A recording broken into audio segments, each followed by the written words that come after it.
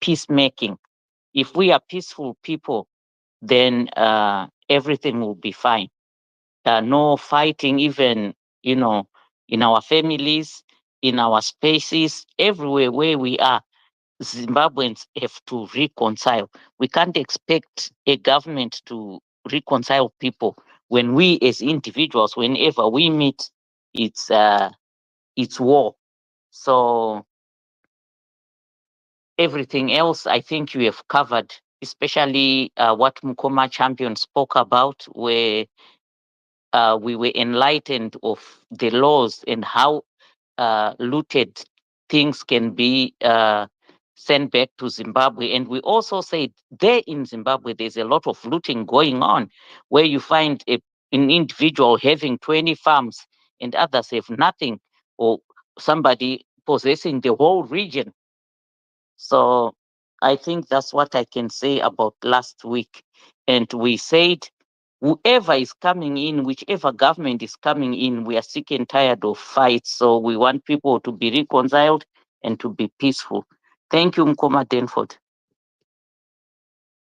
Yes, thank you very much, Dr. Maifa. This is as far as the last topic is concerned. But quickly going to the news that we had in Zimbabwe, I think we have had a situation in which the news that was spread like wildfire in our country had much to do with this issue of the conviction and the sentencing of one of the political leadership in Zimbabwe, in Jacob Ngarivume. So we had a situation in which he was convicted to 4 years, and the case everybody knows, and it happened in 2020. So these are some of the issues, especially to do with the news. Dr. Maifa, I would want to come to you quickly in order for us to go to our topic today. If you have got anything that you have got to share as far as Zimbabwe's news is concerned. Yes, like you said, the imprisonment of Jacob Ngarivume is part of the news that hit Zimbabwe. We also lost one of our fellow Zimbabweans, the son to our former vice president, Comrade Mzenda. So it's a sad loss. Any loss of life is not good for anybody. So it's really sad to note that. Otherwise, we also noted that there's continual persecution of opposition leaders.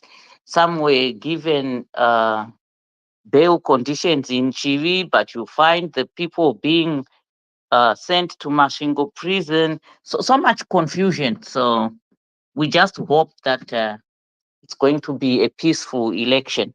But those pointers don't really sound good. Back to you, host.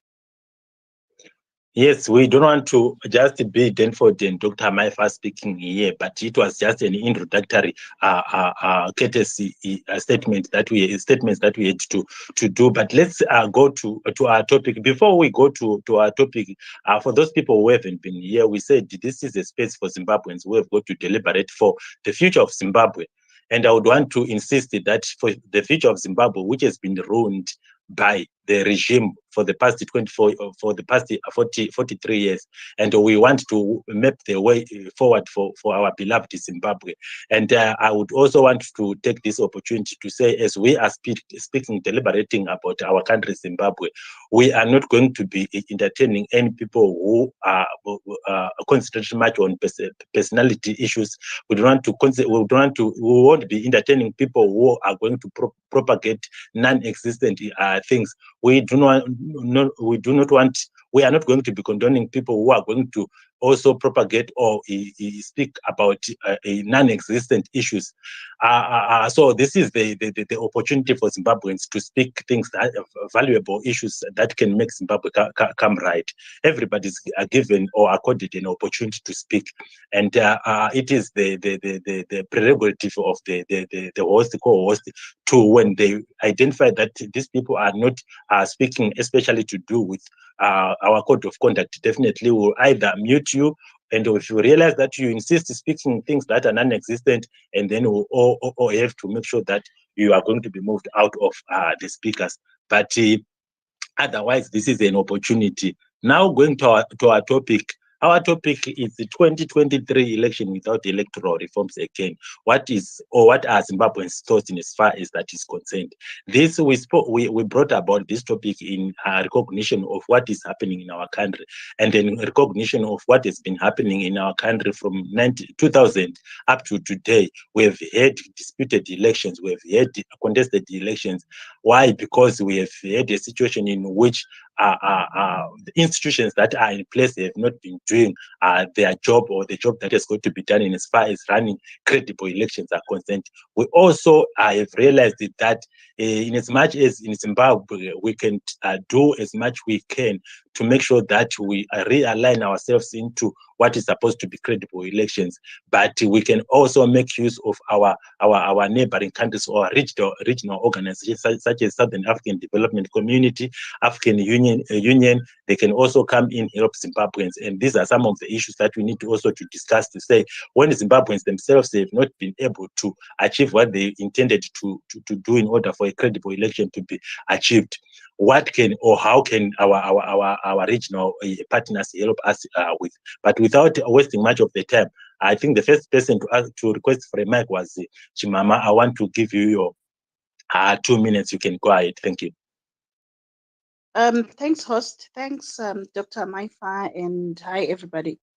I'll stick to the topic, 2023 election without electoral reforms. Again, my thoughts are, if a political party is to boycott the elections because of my reforms asina kuatendwa or asina kuaddresswa, of which I know zvangu CCC president venyu Nelson Chamisa vakambobuditsa ma 7 pointers ema-reforms avo, and yeah, one of them I remember ndeyekuti one vote per person, one man, one vote, which is what we have already been practicing all this time.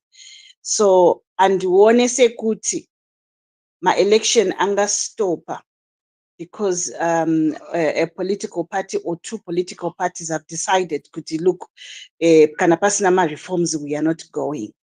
Saka, that will work as a disadvantage to CCC because my elections will go ahead anyway. Shakada.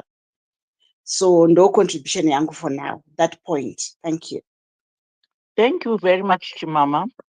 The topic is not about any party boycotting elections. It's just about electoral reforms and the way forward. No one is boycotting, and no one mentioned anything about boycotting. It's just a correction there. And thank you very much, Chimama, for your submission. And without wasting time, let me give this time to Mkoma Padare. I think the best way is for us to listen to you people. Because tikataura what is your point more about it. Because if you are looking for okay, thank you. If you are not going to speak, let's not waste time. I give this time to the host. We'll come back to you. Okay, yeah, okay, I'll come back. What? Matotanga neka confusion. We don't want confusion. Host. Thank you very much, Dr. Maifa, and thank you as well to Padare for accepting what Dr. Maifa has just said. I just wanted to quickly go back to Dr. Maifa, and yes, thank you very much as well to make a correction when Chimama had erroneously he suggested that the topic is pointing towards the boycotting of an election. Surely, it simply says 2023 election without electoral reforms, and this is what we are concerned about. I will come back to you, Chimama. We need to speak about the electoral reforms.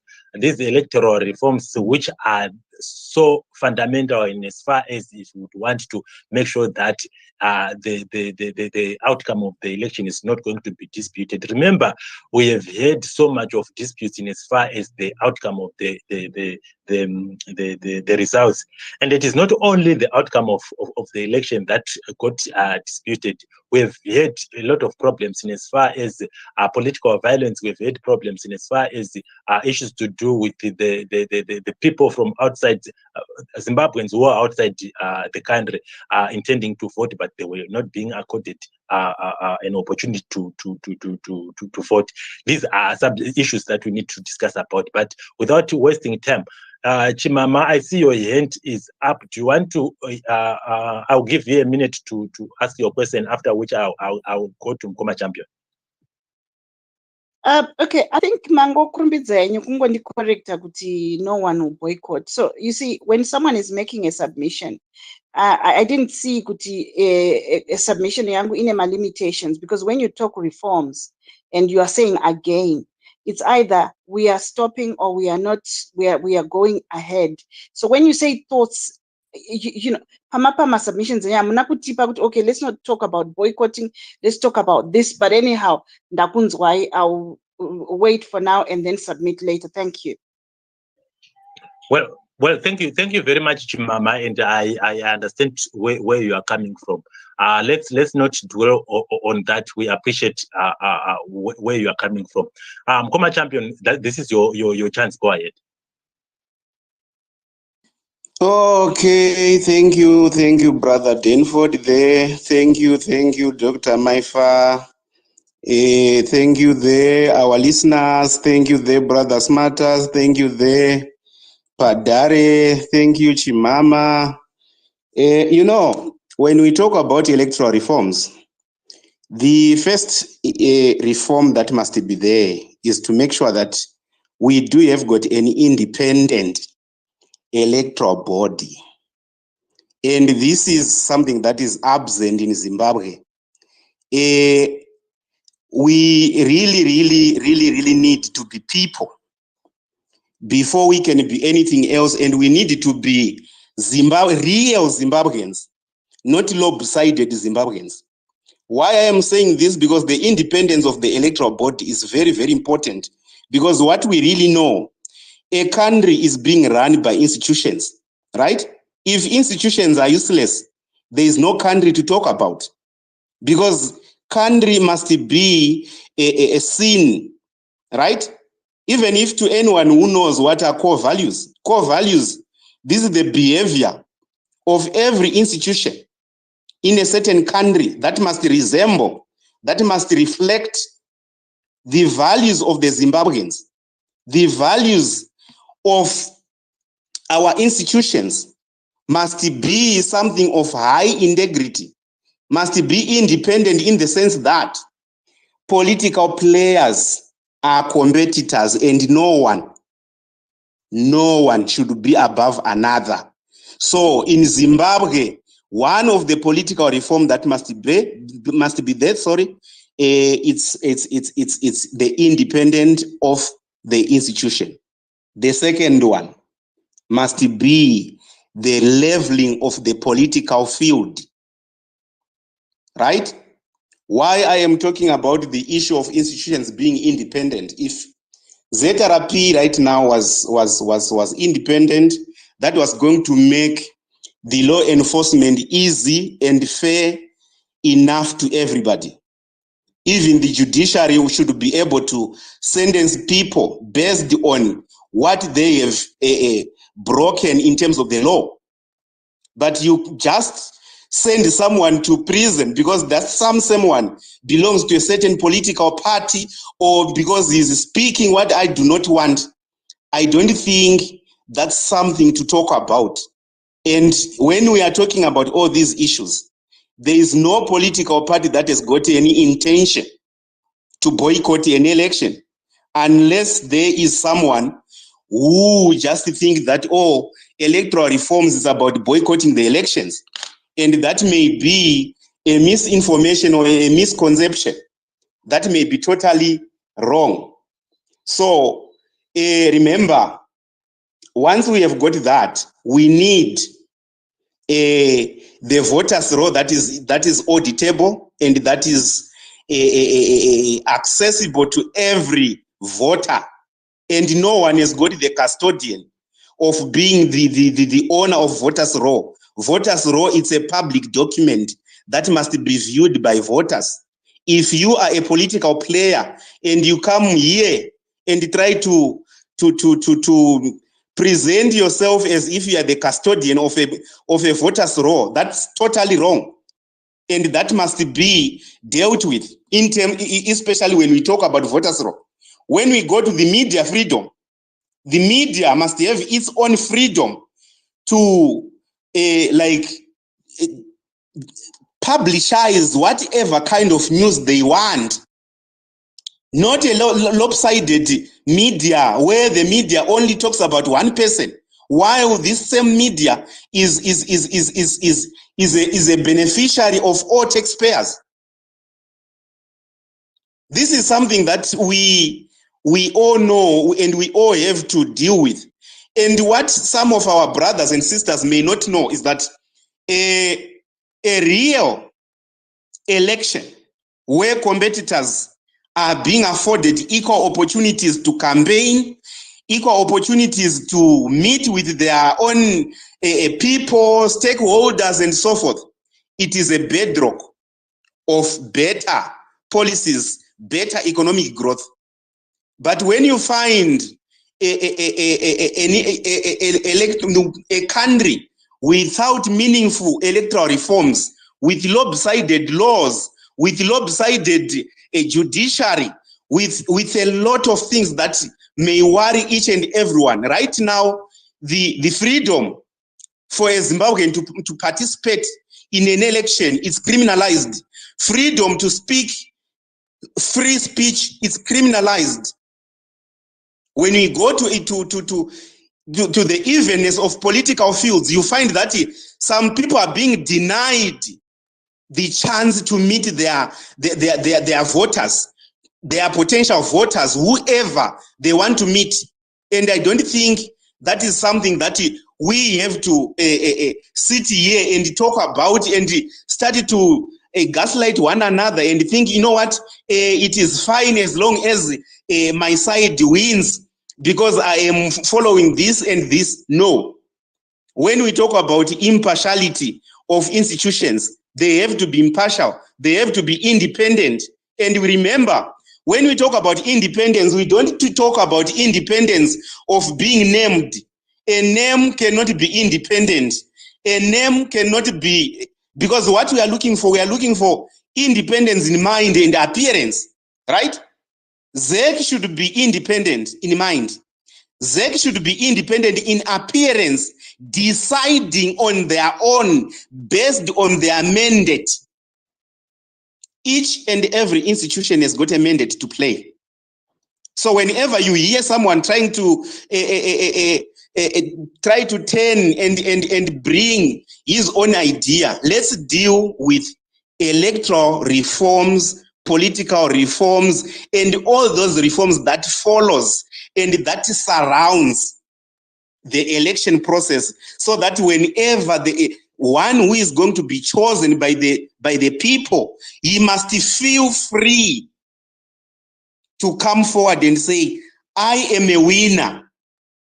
We don't want people who are elected by ghost voters. We don't want people who are elected and become beneficiaries of army, where the database, right, is stored at Africom, and you want to come to the people and say, oh, we have got an independent institution called ZEC. It's not an independent institution. Right now, as we speak, we don't have any institution to talk about. We only have got one person to talk about. And that person is a delinquent player. And no one doesn't know who is this delinquent player, because that delinquent player is a beneficiary of coup. Even whatever, even the core values and even the behavior, the norms that Zimbabwean people inhibit, he doesn't have. The education that people talk about in terms of Zimbabweans, that person does not have. Because if you have got a person who comes to a platform and tell you about 1,000 that has got a comma and 5 zeros and another number after that, then you have to know that we are dealing with something that is not that is unknown, and not we are not a serious country to talk about. Because once we become a serious country, we prioritize the importance of our people, the aspirations of our people, the needs of our people, the core values of our people. And those are important. Mkoma Thank you champion. so much. Thank you so much. Thank you so much. No worries. I will come back to you. Don't go away. I'll come back to you. From what Mkoma champion said, Vatopedza sports, the leveling of the field, the leveling of the ground. Referee cannot be playing with another team. There's Dynamos and Capes there. Referee otenge achitamba ne Dynamos. The issue of an independent electoral board and a fair electoral board, which will give the voters' role to all participants equally, is really needed. Mkoma champion has said a lot, and you heard it for yourselves. Let me yield back this time to the host. Right, thank you very much, Dr. Maifa, and thank you as well to Mkoma champion. Your passion makes the difference. You have just nailed it. But I just wanted to quickly go back the memory lane and say, tikatarisa kubva 2000. Tongoti 1999 when the movement for democratic change was established. Toenda my elections at 2000. Toenda my elections at 2005. Toenda kuna 2000 takatanga 2000, 2002, 2005, kana 2008, 2013 and 2018. Now we are going for this election 2023. There is a pattern there. Initially we have had people losing their lives, people losing their limbs, people losing their properties, and so on and so on. This as a result of state institutions being manipulated by a political party. Toenda panyaya yekuti results kubuda kwaita, even tikaenda kuma-rural areas, how our chiefs are manipulating and are coercing our people there to say, even when you are going to the ballot box, you need to really know that somebody is peeping through the booth. At the end of the day, you need to know where you are going to be putting your eggs. This is what comes from the chiefs. And remember, most of our fathers, our mothers there, this I'm saying, the trend that has been happening since the elections that I have just mentioned is that we have had incoherent elections and results. Mukoma Smarters, when you look at what has happened, I know you have got what you want to say, but when you look at such a trend, what do you have in your mind as far as what is going to be happening in 2023, bearing in mind that we haven't had so much of an achievement on what we intended to do on the electoral reforms? Mkoma Smarters, thank you.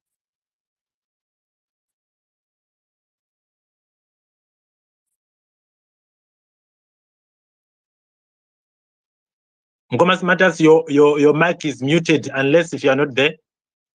I am Mkoma Denford. Apologies, man. I didn't quite catch I didn't get your question. Are you able to respond? To repeat quickly? I'm so sorry about that.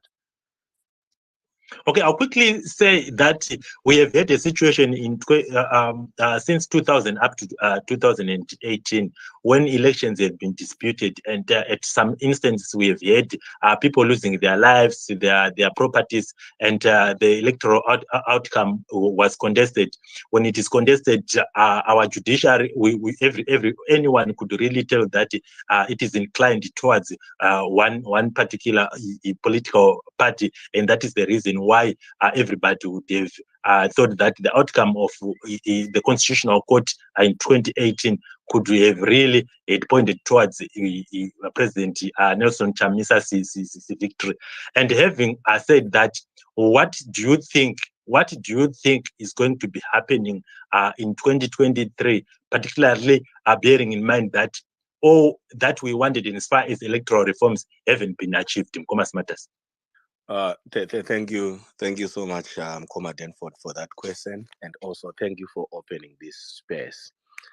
So maybe going back to 2000, like if you look at the number of elections that we have had in Zimbabwe, ZANU-PF, in terms of presidential candidates, ZANU-PF has never won an election in Zimbabwe, right, from that period that you are giving us in 2000. But I know they are very quick to blame Mugabe. So I'm going to focus on period 2018 to date, right? Period 2018 to date in terms of ZANU-PF. So if you're going to look at the 2018 election, right, and the outcome of that election, right, it is my submission that Advocate Nelson Chamisa did win that election in 2018. And why do I put this submission, or let's take it as a hypothesis, so that we can converge, so that we can have a conversation on this regard. So I can see Padare is laughing. So take it as an hypothesis.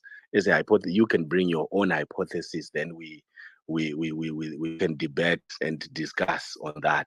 So Mkoma Denford, I submit that Nelson Chamisa, win the 2018 election. Why am I saying this? I'm saying this mainly for two reasons. Or let me just put them to three good reasons that I'm going to give you. The first reason is, right, you want to look at the events that then happened after the 2018 election. Events that took place, notable events that took place after the 2018 election. Number one, there was an amendment to our constitution, which was the bill that gave Mnangagwa powers to appoint the prosecutor general without having to go through interviews, right? That amendment gave him that power. Then the two, it gave him power to extend Malaba's term of office, right? So the amendment gave Mnangagwa that, power to extend Malaba's term in office. Why am I giving these examples? And why am I giving this, especially with this topic, election without electoral reforms, right? You will notice that Malaba played a pivotal role in 2018 in determining the outcome of the election. How did he play this role?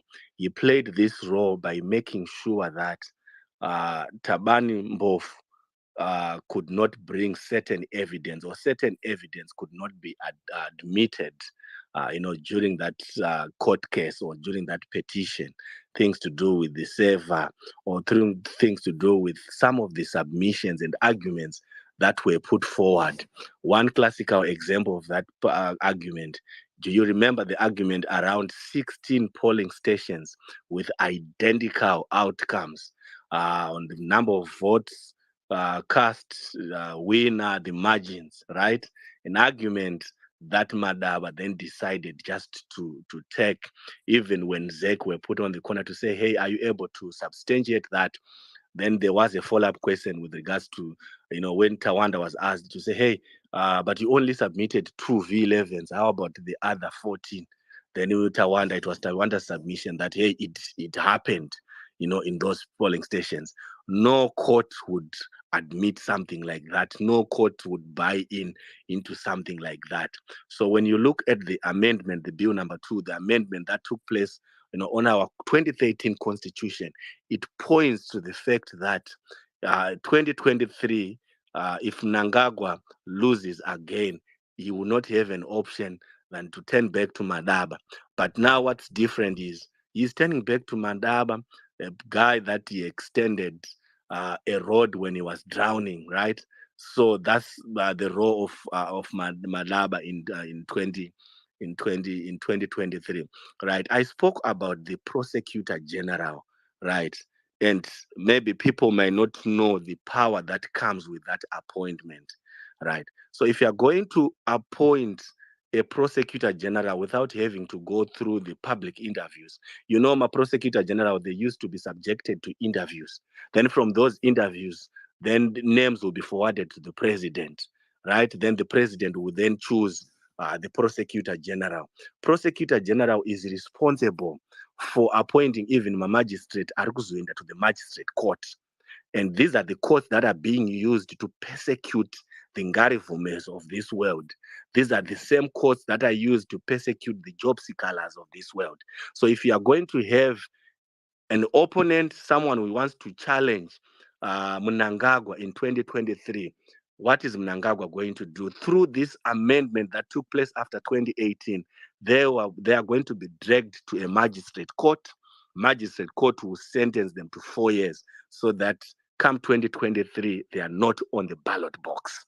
So it's very important, Mkoma Denford, as we discuss this topic about electoral reforms, and why I put forward my own hypothesis that Triple C or MDC alliance then Nelson Chamisa did win 2018, because you see some of the things, some of the initiatives that were brought in by Mnangagwa's regime, by this government, to try to, because they learned a lesson in 2018. So they don't want to have a repeat of that in 2023. So as a preventative measure, they then brought in these amendments. So 2 notable amendments, Malaba and the role that is going to play in 2023, determining our electoral result. 2, the appointment of the prosecutor general and their influence on our courts, independence, and how they are going to close the civic space. I was going to talk about the civic space, but I thought Mkoma Champion, he made a very good submission there to say, if you want to level the playing ground, then our constitution gives us the right, freedom of speech. And that right is protected. I think it's section 189 of our constitution. It's not a right that can be changed by any law. I know there was another amendment, which brings me to my second reason, Mukoma Denford. The second reason, remember the PVO bill that was introduced again by ZANU-PF, because this is what the regime are trying to do. After 2018, after a rude awakening in 2018, they then looked around and said, okay, guys, what is it that we can do now differently? We know we can try to rig the elections, but in 2018, even though we tried, it looks like there were still some gaps. What is it that we need to do to make sure that we close those gaps? So they brought in the PVO bills so that they close that civic space in Zimbabwe. Citizens right now are not allowed to speak out. Citizens right now are not allowed to protest through the bastardization of the constitution, how they've butchered, if I can use Tino's term there, how ZANU-PF has butchered the constitution, right? Then the last point that I just wanted to make, Mukoma Denford Ndekuti. Now, if you go back now, look in history, you see that Jonathan Moy once made a submission to say ZANU-PF will never reform themselves, or it will never reform itself out of power, right? So because of the 2/3 majority that we gave them in 2018, and I have to admit this, I think we contributed to this 2/3 due to some problems that came with an alliance. Because once you are in an alliance, you don't even know there are people that are going to join the alliance not in good faith, or right. There are people that are doing it for money. There are people that are doing it for positions, and there are people that are doing it for selfish reasons. So we had a deficiency in 2018 because of the so-called coalition or the alliance, which then led to double candidature, which led to a lot of things that were counterproductive. So we donated 2/3 to ZANU-PF. So as a result of those 2/3, they managed to push through their bills, and also they managed to make sure that they stop any attempts to have election or electoral reforms. But we are thankful there is a bill right now that's in motion in Parliament, which sought to bring about, I think, 90 amendments in as far as our electoral laws are concerned. The third reason is, if you look at our electoral laws, Mkoma Denford, and the 2013 constitution, you will notice that there is a huge gap. There is a huge gap. So reforms were meant to make sure that those gaps are closed, so that our electoral laws are aligned with our constitution, the 2013 constitution that was voted in by the people of Zimbabwe. But as I learned, my brother, ZANU-PF will never give you an environment that's ideal for them to lose the election. They will never push through the electoral reforms. I know there have been some recommendations that came from SADC, recommendations that came from the EU. They will try to window dress, make some attempts to say we are doing something, right? Because there's no way that they would not want chiefs or traditional leaders to frog match people. There's no way that they're going to allow Triple C to fly through their adverts through ZBC or Herald. They'll still need to use all this to push their propaganda. So we will never expect them to say, hey, we are going to election. ZANU-PF, they've opened up the civic space. They've opened up they've leveled up the playing ground. We are going to defeat them, even with all these problems. Why am I saying this? Because I'm saying this because of 2008, right? 2008, remember, you were not even allowed to carry daily news in your motor vehicle. Kana ukaona daily news, waitorwa woendwa newe kurally. I remember in 2008, ndichitofamba hangu mutown palunch ndiri kubasa, ndobva tangokaruka takombwa netimu yekuzanu tikazovirirwa kurally yavo. But zvese izvi hazvina kutikonzeresa kuti tisanovhotera Morgan Tsvangirai. So we voted for Morgan Tsvangirai, even my problems aripo, pasina my electoral reform. So this is my response to say, it's ideal. While it's very good for us to have electoral reforms, right?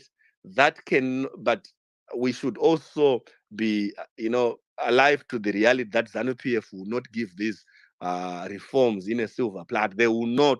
They will try by all means to make sure that when we go to elections, my elections are in their favor. But even against the tide, even against all these odds, we've got the potential to defeat them, because we did it in 2018, we also did it in 2008, and we are going to do it again. We will appear before Malaba. This time around, we will use his court ruling, we will use his suggestions, the suggestion that he made in the court ruling in his decision in 2018 to say, hey, bring the primary evidence. This time around, the primary evidence will be there. Thank you, Mkoma Denford. Thank you very much, Dr. Smarters, for your submission. And I can't repeat everything that you have said, but the most important thing that I can pick from your submission is that electoral reforms or no reforms, we are going to make it. And people should not be discouraged, because like you said, whether thunder or hail, ZANU-PF is not prepared to make those reforms. So we move on, and our new assignment is to be encouraging each other, encouraging our communities, encouraging everybody else to still go and vote, and we will make it. Without wasting time, let me go to Mpendero. Thank you so much, Dr. Maifa and Mkoma Denford, for the space. 2023 elections without electoral reforms again. if we try to reflect on the previous elections, the previous years, I think we will see that elections were something people recall as dangerous in terms of loss of human lives, in terms of violence.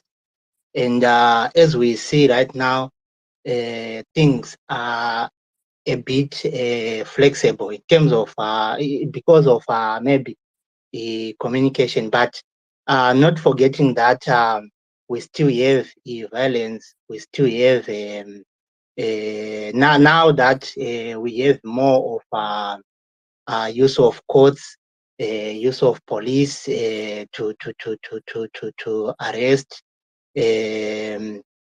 opposition members. It is quite. It is going to be a bit difficult, especially a few days near the elections, before the elections and after the elections.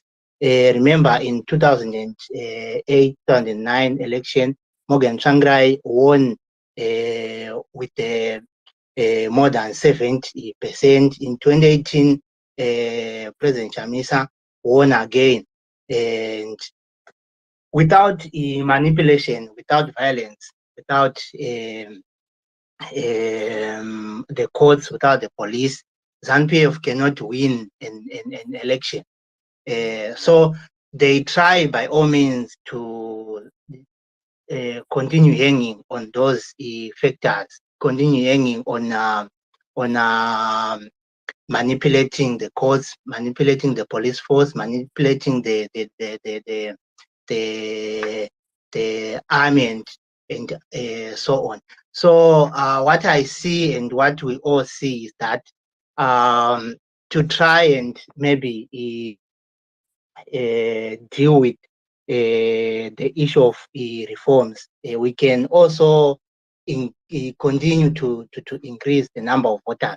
Because imagine if we get something like 73%, 74%, 80%, it will be difficult. And also what we need truly is members of parliament. If we get more than 2/3 of members of parliament, it will be difficult even if they rig the presidential election, but we have a massive defeat on the number of parliamentarians in the council. It means even that president, it will be difficult for him, and it will be hard for him to maintain the parliament where he doesn't have the control over.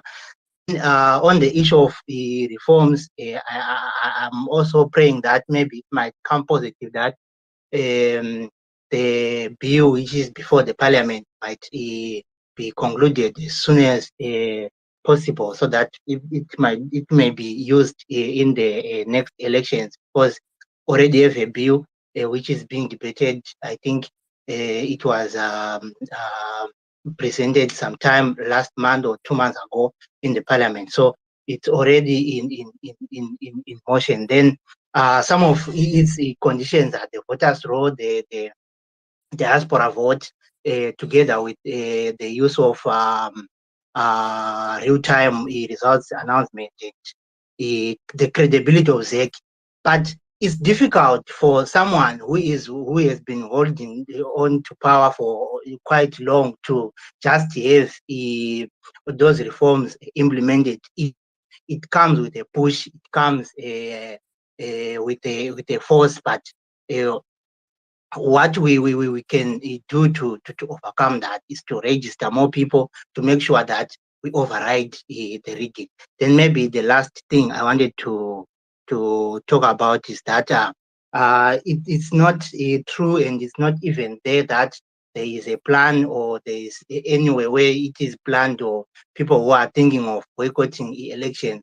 There's nothing like that. or over. I have not seen any, even one political party which has said that they are going to boycott the election. Then the other thing, the arrests. We had arrests almost every day last week. Sorry, almost every day. We had 2 in Masvingo. We had 1 in Harare. We had another one, and also we are hearing that these are other police officer who gave a green light to the Chirumanzu rally. She's going through a lot. It's just a rumor which is coming in. So you see, a lot of manipulation is happening. A lot of things are happening before we even go to this conviction. 2 of them already happened in 1 month. What all that means is that we have a leadership which is not comfortable, which is feeling uncomfortable with the opposition. And if they are doing this and we are going towards the election, we have a lot of CCC leaders who are being arrested, and who some of them are still, their trial has not been concluded since 2020, even before, like this government issue. It was in 2020 when he was arrested. 3 years down the line, he is now being convicted. So you see that they were waiting, and this is their plan. So that's my submission. Thank you.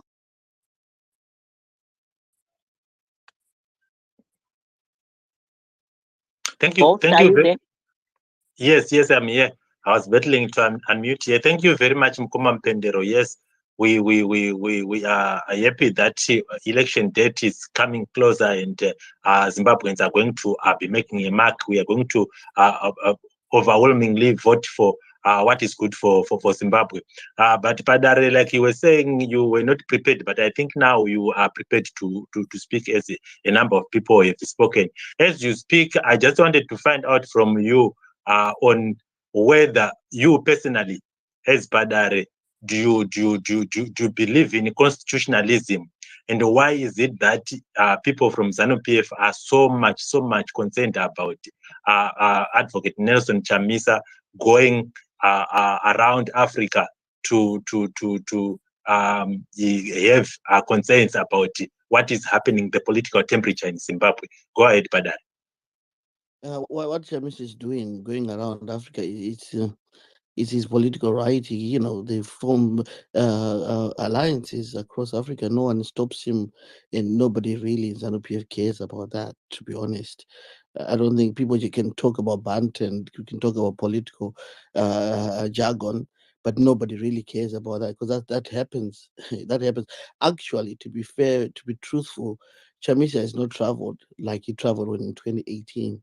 And that's a sign. Even in Europe itself, he hasn't been around as much as he was in 2018, because people are not buying into the type of politics that he is actually shown, and the leader that he is. So there's nothing really special about that. But what's amazing is that the SADC itself, that that he's been calling for a long time, has come up and agreed that Zimbabwe is ready for elections.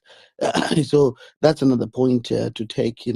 I wouldn't go with the assumption. If I was to go and critique what Smata said here, then I would call him a CIO, someone who's really working not for your party, but working in undercover to all lead you into some leading astray, really, because there's nothing as worse as a leader. Sorry, Padare.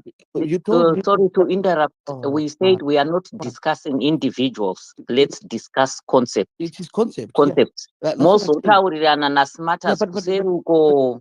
Please. What I said. I said, please. If I was going to talk about the concept, yes, I've heard you. If I was going to talk about the concept that he said here, I've told you, if I was going to critique it in truthfulness, I would say. Yes, but don't call him a CIO or anything. I would call him a CIO, because there's nothing as destructive as someone who doesn't acknowledge his own failures and try to propel someone Okay, let's go back to the topic, please. Yeah, let's go to the topic. Yes, let's go to the topic. The topic, the electoral reforms. People are talking about this bill that has come up. The bill which has come up through Anamaduku and Pollard. Actually, let's give it wait, where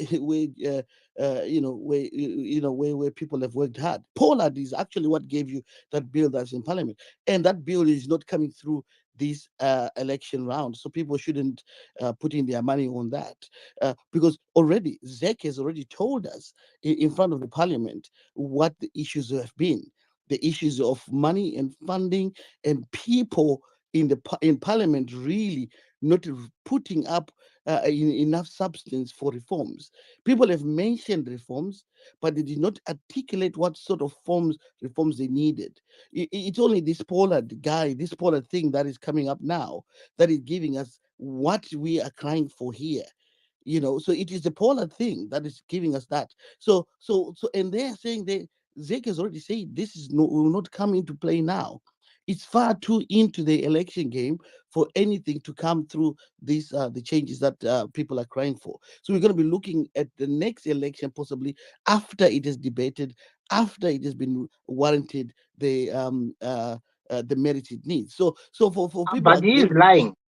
I'm not lying. You are lying. What? Lying about Thank what? God. Are you going to allow him to lie like this?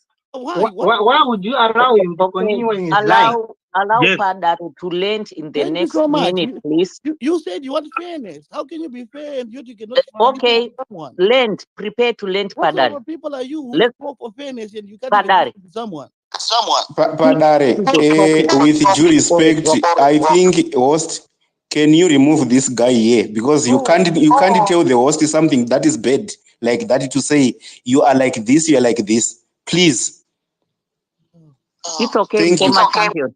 Let's move on, Padare. Can you be the on only standby? reform you really need? Okay, I'll the come back reform to in your you, head. Padare. Because politics is what you don't want to talk about. You want to talk about things that are emotional, and instead of talking real politics, we are talking real politics here. If Maduka is not the one that put up that bill, then tell us who did, who pushed it in parliament. Can I respond? Thank you very much, Padare there. I think he's having trouble to connect. Commerce Matters, we will come back to you. We will come back to you and Koma Champion. 30 seconds to set the record straight. Okay. Thank you. Just 30 seconds. So the bill that's in parliament, it came through the parliamentary committee. Okay. It did not come through Maduku or Pollard. It came through the parliamentary committee, and that parliamentary committee is composed of ZANU-PF MPs, Triple C MPs, MDC Alliance MPs, and this had nothing whatsoever to do with Pollard and those other political players. They were actually disappointed. If there is something they were pushing for, they were pushing for a government of national unity. Unfortunately, the government of national unity didn't materialize, and it's not going to materialize. Then error number 2, SADC has not issued a report. Yes, they came through to Zimbabwe. They had meetings with different players. They are yet to put through a report. I know there are attempts from ZANU-PF propaganda machines and from ZANU-PF people to say SADC have okayed. They've said Zimbabwe is ready for election. Zimbabwe is not yet ready for election.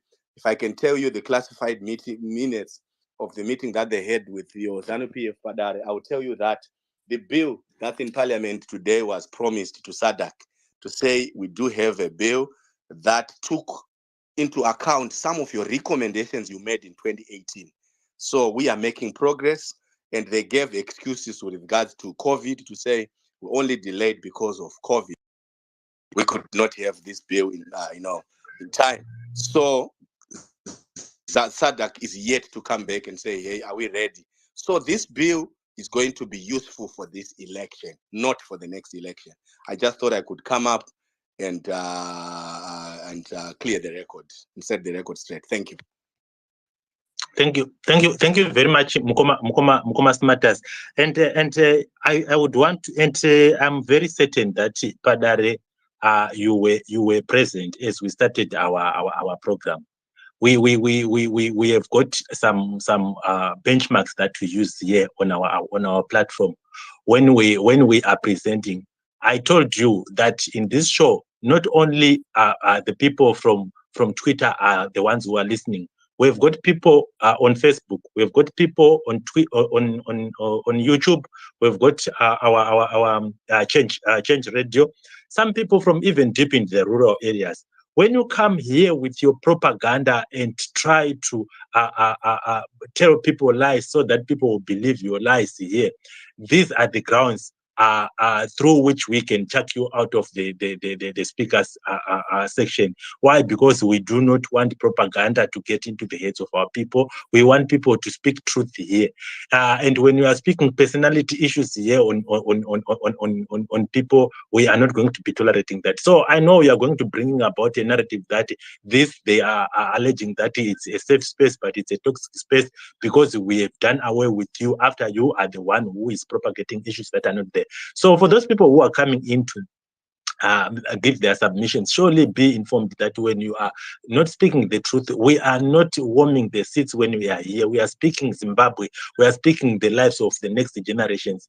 Our generation is just lost. We cannot allow our children to have lost lives because people would want to make the status quo remain. The status quo that hasn't made people of Zimbabwe's lives good.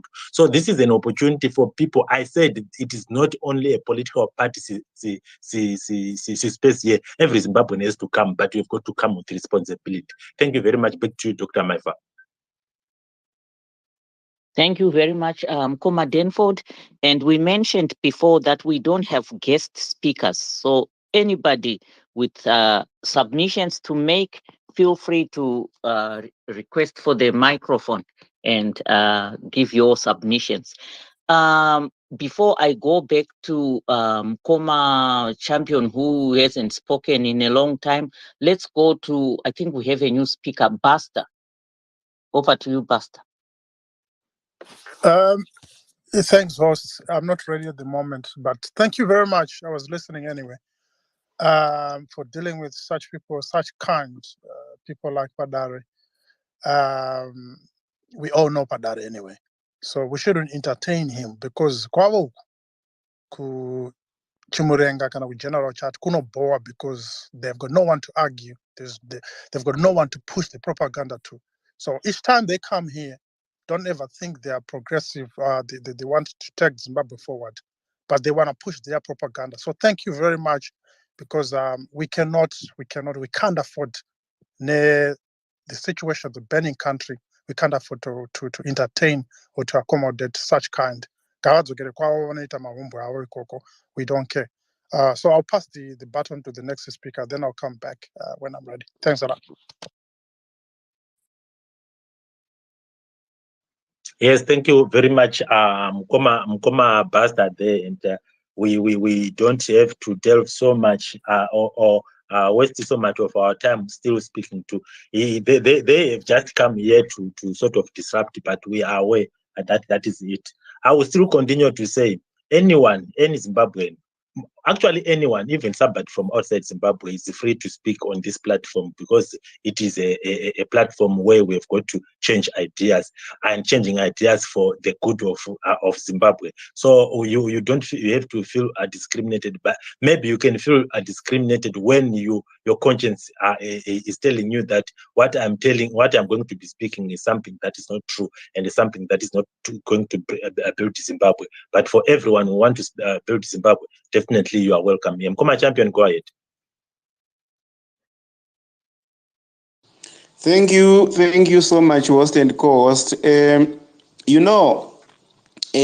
we talk about electoral reforms, there are some of the things that are embedded in the electoral reform, especially political of certain individuals and institutions, especially the office of the President of Chiefs and the Chiefs Council. That is one of the things that must be made, that we must make sure, if any, to say that the President of Chiefs Council and his institution, all of them are apolitical, because they owe their mandate to the people of Zimbabwe, not to any political party. And also the issue of political violence and intimidation of the voters. It's something that if our electoral body was very, very independent enough, it could have been able to deal with that. And also, I just wanted to say, we all have to remember that the important aim or objective of voting is to bring about credible elections, and by the end, the president-elect and the MPs have to assume the power that is there going to be given by the people.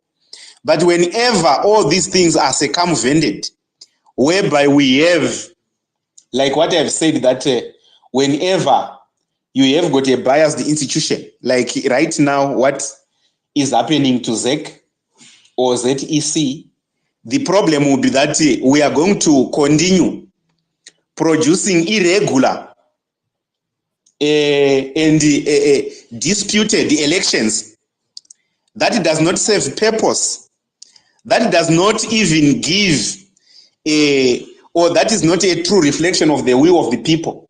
And the problem comes there is that whenever the president becomes someone who is not brought by the will of the people, he will tend to abuse all the institutions, and whatever comes after it, he will be abusing. Look at right now, we do have got irregular arrests, meaningless arrests. All these things, they are coming as a result of the failure of our electoral system. And when the failure of the electoral system brings such issues, what is going to happen is, because this has got a spillover effect. Once you have elected a delinquent player, what follows is a delinquent policy. What follows is the delinquent also appointment or illegitimate appointments. And you have seen this happening. Right now, everyone is talking about the ambassador at large, or the ambassador or the ambassador at large, or whatsoever. All these things, they come as a result of the failure of the institution called ZEC. So this institution owes a great deal, a great mandate to the people of Zimbabwe. Because once that institution is rendered to be useless, like right now, look to say, how is it constituted? It is being constituted by people who have failed interviews, people who do not even know what does the word transparent mean. If you go back to the recording of the interviews, and if you go back to Scandalous Wednesday's analysis about the candidature or candidates of ZEC, you would find that there is a great problem, because some people were appointed without merit, and those people, I don't expect them to work in the best interest of the people, but to act in the best interest of those who have appointed them. And also, something that was supposed to come by, it's about the role of security system, right, of Zimbabwe. The security sector should be apolitical too, because their mandate, they owe the mandate to the Zimbabwean people.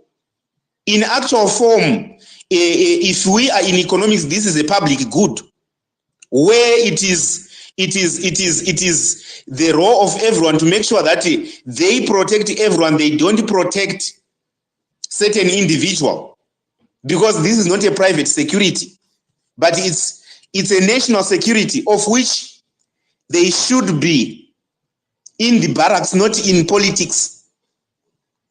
They shouldn't be in politics like what we find them in. They shouldn't be in any institutions, because we know that those are some of the reasons why our institutions are failing. But with that in mind, we just hope, and we are of the view that all these irregularities that we have in the Electoral Act, we still go there and perform and do whatever we can and whatever we think we can be able to do, because that's the only option that we are left with. So we now have to make sure that we use, whether there are no electoral reforms or they are there, we use the voting time and the voting process to express our displeasure with the current system. We all know how the current system has broken down our institutions to the extent that those institutions, they are now useless. They are now having no mandate to play. But now they are now like they are now private institutions that must work for a certain individual.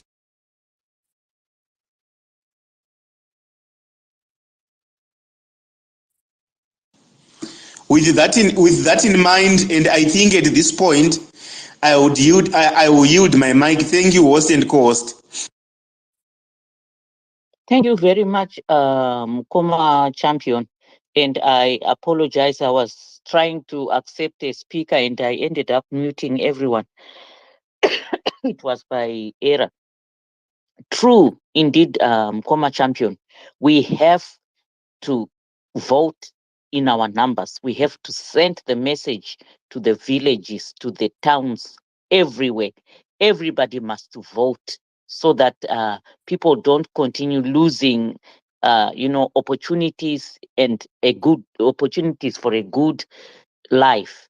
And some of us have already lost. We don't expect our own grandchildren to be going through what we have gone through. We have to make right. So voting is our only option, whether reforms are there or not. Let me give this time to Mkoma Basta. Thank you very much, Mandipa Pegutsika. Where to start from? You've said something where I want to pick it from. The last statement you have mentioned, whether reforms or not. I want to poke your mind, or I want to tackle this issue or address this issue from a different angle. Let's assume all the reforms are done. Is it a guarantee with this regime we're dealing with that the elections are going to be free and fair? That's the question I'm always asking myself again, because I want to go further to see the kind of animal we are dealing with, the devil we are dealing with, to say, okay, fair enough. Here's the reforms you're asking for. Let's go to the elections. Are we surely guaranteed that whoever's going to win is a winner? Tsvangirai, we all know, we all agree that Tsvangirai, even the ZANU-PF, Bob is on record, Tsvangirai won the elections. It's not a secret. But the question is, why did he not got into the State House? The question I want to pose, or probably things which we might need to think of, is what other things besides the reforms which might deny the true winner to get into the State House? That's very important, because Zatotanga, ladies and gentlemen, as you can see, what Zaitika kuna Jacob Ngaruvume, the ZANU-PF has started already. Kubairira fee. This is purely the abuse of our constitution. It's not only the reforms, but we got a deeper problem which we need to deal with. Because reforms, they might do, let's assume they do the reforms. What are we going to do with a bigger cake like the constitution? Because we will see part of reforms is the freedom of speech, coverage. But it's only yesterday when Jacob Ngaruvume is being sentenced or being accused for a crime which does not exist. The crime which is enshrined, like, the freedom which is enshrined in our constitution. So how are we going to navigate ourselves from that issue? Because surely when the elections come, we are in for deep trouble in this regime. They are making sure that they will they will try to suffocate every threat kwavari. So it's another thing, a headache which we need to deal with. So okay, how are we going to deal with this issue? Because surely these guys are not going to reform themselves out of power. You can see the capture of okay, we all know Chamisa again won the election, so we can't dispute that. But what happened there is that was the exposure of our judiciary because of some weaknesses and some loopholes, like irregularities or certain a number of constituencies having similar numbers, all those things, that at least the outcome of that judgment was, at least they could have, because of the case, they could have Triple C, they could have got a rerun, but the judiciary tried by all means to twist. They knew there was a time when the judges were quiet, looking at each other, when Taban was filing up the points. But what happened? They find squeeze and napa so that they can they will give kuna ED the winner. So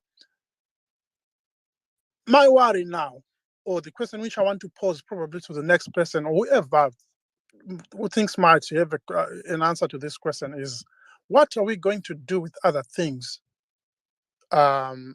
which are in play, which are being used by ZANU-PF? Because now already we heard they're going for Tenda EBT. So you can see the trend now, they're going for the voiceless ones. And until Patmos Jessica 2023, who's going to come for our arrest? Who's going to defend us? All those things. ZANU-PF knows what they're doing. They know the world is watching. So what gives them the guts to carry on with these acts? They know we're shepherds. We're sheep without shepherds. So we as Zimbabweans are left on our own. We have to deal with these things. So how best can we deal with probably two things at the same time: the electoral reforms and the constitution? We all know the constitution has been heavily abused by these guys, and the life carries on like normal. And now this is where here we are. Ataura will say, cut his mouth, cut his head. Where until which point are we going to say, this enough is enough? So we need to think about that. So probably I want to pose it as a question, just to play a devil's advocate to Kutindin's vote. How are we going to deal with this issue? Because it's a concern to me. Not that the reforms are, anabas. No, I'm thinking of them too. Synchronize the two. How are we going to deal with this? For now, let me just do Mwamvura so that I can give others a chance. And thanks a lot for giving me this opportunity. Thanks. Back to you. Thank you very much, Mkuma Basta, and your submission, and taking it a step further, making such an inquiry. But I'm not going to preempt. I'm going to give it to the speakers that are here to delve into what you are asking. At this particular moment, let me give this opportunity to Mambo Soswe to give his submission, and if he can also get into your question. Thank you, Mambo. Thank you, my brother Denford. Thank you, Dr. Amai. I'm glad you're doing well. You're back on the spaces. Thank you, Dr. Smarters, and other speakers that are here. Everyone else, fellow comrades, fellow champions, thank you for discussing this very important issue. We discussed this important issue at the backdrop of yet another illegal conviction of a fellow comrade, Jacob Ngaruvume. For all his mistakes and these missteps, Jacob Ngaruvume has been a fighter for electoral reforms. And we also discussed this issue at the backdrop of a lot of criticism, especially from the so-called neutrals, the likes of Wilbert Mukori. I think some of you know him. We go around, we come to our spaces and whisper in our ears, that we should not be going for elections without electoral reforms. Obviously, it's one of the many strategies by ZANU-PF to try and discourage people from going to vote, because you will not travel to go and vote or register to vote if you are being told that the elections are already rigged because Triple C or opposition parties are not fighting for electoral reforms.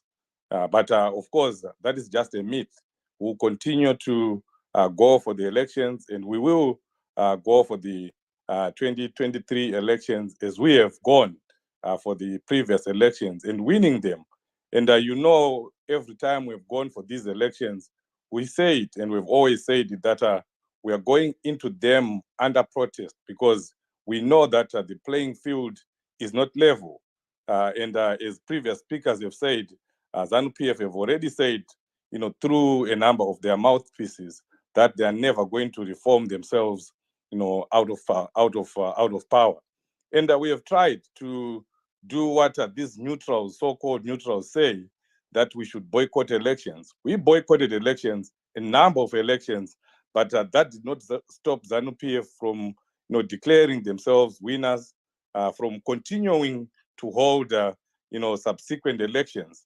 So we have seen that boycotting elections doesn't work with ZANU-PF, because they will simply create other political puppets that will participate in those elections and legitimize those elections. So will not boycott elections. But also to just prove that what ZANU-PF and the so-called neutrals is just a myth or a political strategy. When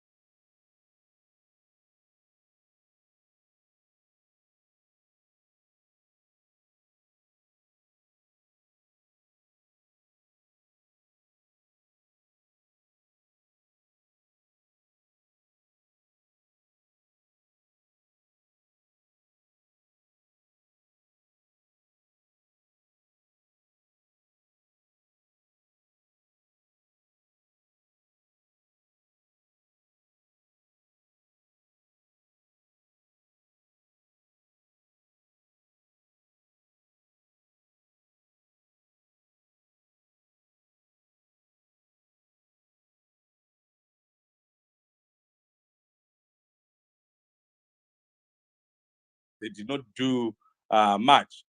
We recently, fast forward to now, we launched Prepare. I think all of you know about the Prepare document that was prepared by Triple C with the help of civic society, the pre-election pact on electoral reforms.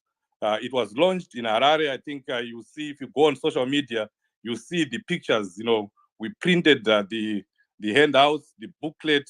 It's a big document that was prepared, consciously, knowing what we wanted. That we wanted to present that document to Parliament. So those that are coming here saying that the Parliament, the bill that is before the Parliament right now was championed by Pollard, it's just a fallacy, because that bill came from our document Prepare, and you guys contributed to it, because the launch itself was paid for by people in the diaspora through the diaspora desk, and it was a big launch.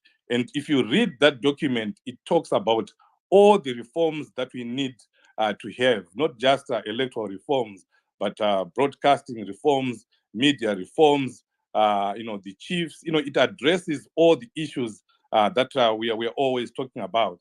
So we can't then say that the opposition has not done anything. We continue to do that. During that time of NERA, again, I think we had about 3 court cases that we paid for from here. Apart from paying for those rallies, we paid for 3 court cases that that went before the courts to challenge Robert Mugabe then to ensure that there were electoral reforms. Now we continue. I think Ellen Shiriedenga, those who have had the discussion with her, those we have been addressed by her, Dara Makoni, they will tell you that they've written, I don't know how many letters to ZEC. So on the legal front, we have done a lot. In Parliament, we are doing a lot. Challenging ZEC, presenting facts in those letters. We have done that. Now, answering the question that is a subject of discussion today, should we go for elections without electoral reforms? We don't have a choice. We just have to do what we have to do. But of course, there are things that we can do to ensure that the playing field, is not that unlevel. We can't level it up, obviously. But we, as a Triple C, I think you have seen President Chamisa having meetings with SADC, which was very positive. And of course, among the things that he discussed, it's obviously the issue of the electoral environment in Zimbabwe.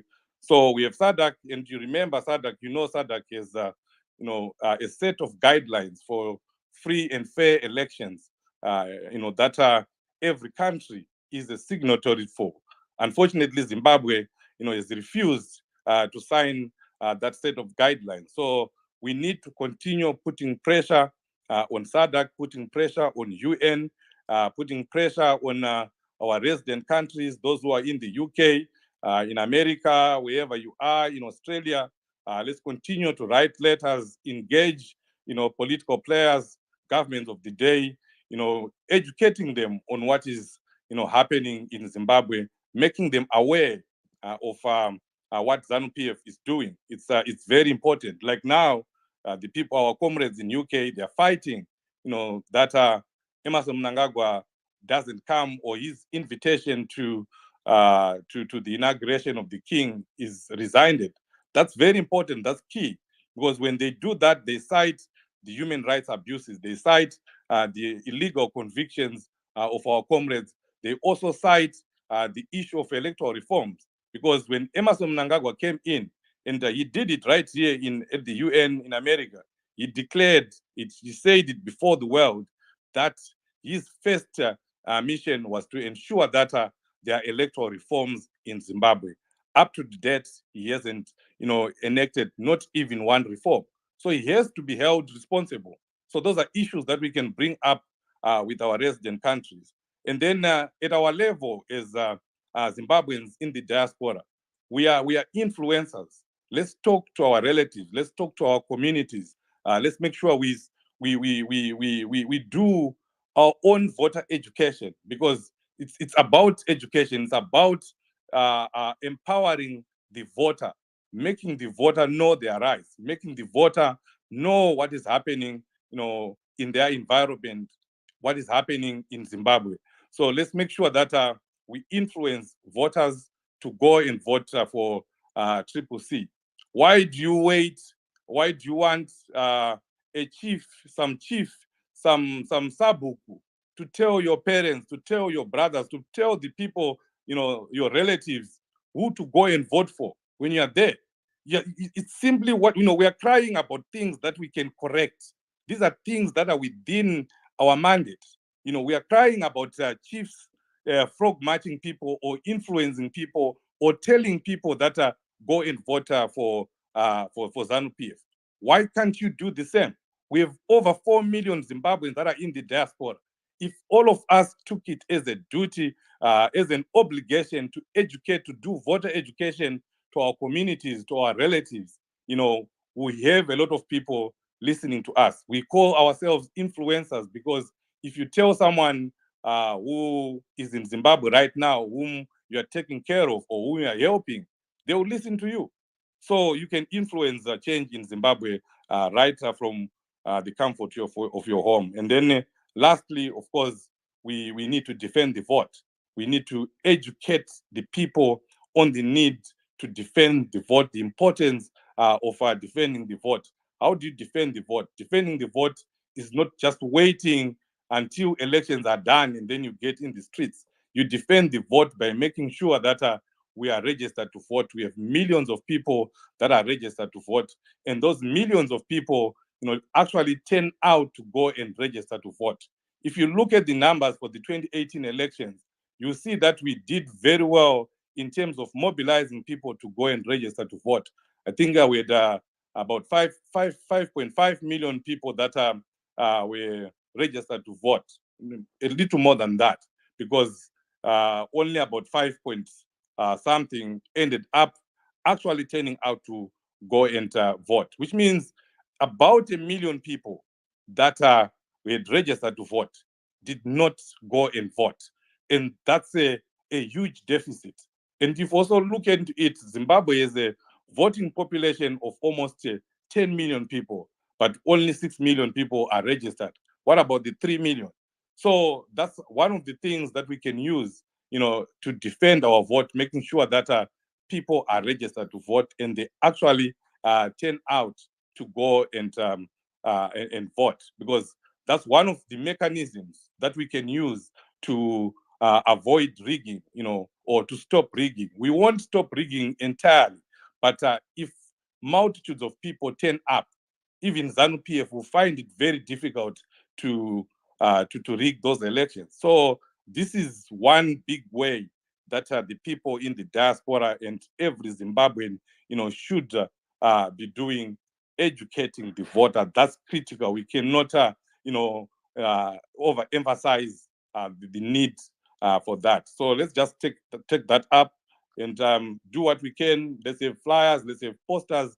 Registration, as we are speaking right now, it's open. And some people will not understand the delay in our processes, but as we are speaking, people are being given targets. Right now, President Chamisa has given everyone who wants to be a candidate. And of course, the candidate selection process, some of it has been completed today, but Harare and Blawa have not done. Those people have been given targets. Register 100 people. Come and show us on the day when you come to present your manifesto. Show us how many people you have registered, so you can see, amidst everything that is happening, there are a lot of smaller strategies in between, because the president wants people to be registered, and he's using this process to get people registered. So let's continue to do that, even us here. Thank you very much, Mkoma Denford and Dr. Amai, for this very important topic. Thank you very much, Mambo Sose, for your submission. Thank you for wishing me well. Yeah, we thank God for fighting for me. Well and alive now. So It's very interesting to note that if we go back to the time of Dr. Morgan Tsvangirai, NERA was already in existence. So this issue that we're deliberating on today is not just starting now. Electoral reforms have been mentioned from a long time ago, according to Mambo's submission. And it shows that the regime is not willing to change, like what Dr. Smarters has already mentioned. Without wasting time, I saw a new speaker. Okay, Mkoma Temba, over to you. Temba, you are muted. Okay, maybe he's away from the speakers. We go back to Dr. Smarters.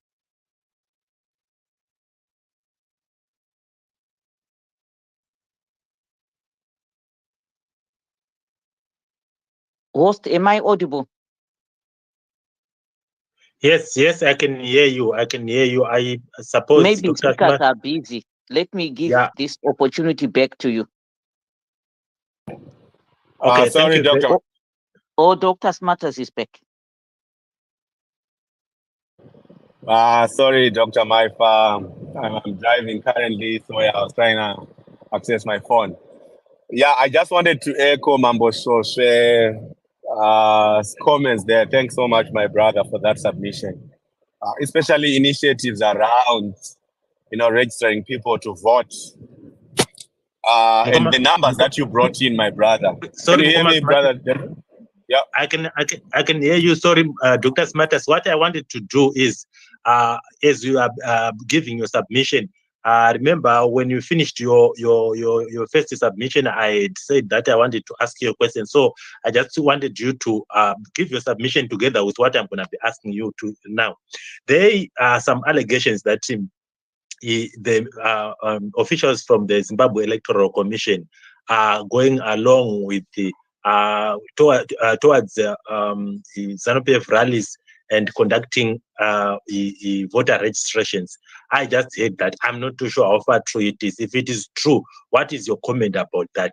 Secondly, I also want to come to you on issues to do with as Zimbabweans, we have tried through our parliament and advocates to say we need electoral reforms, but it seems ZANU-PF is sticking to its guns.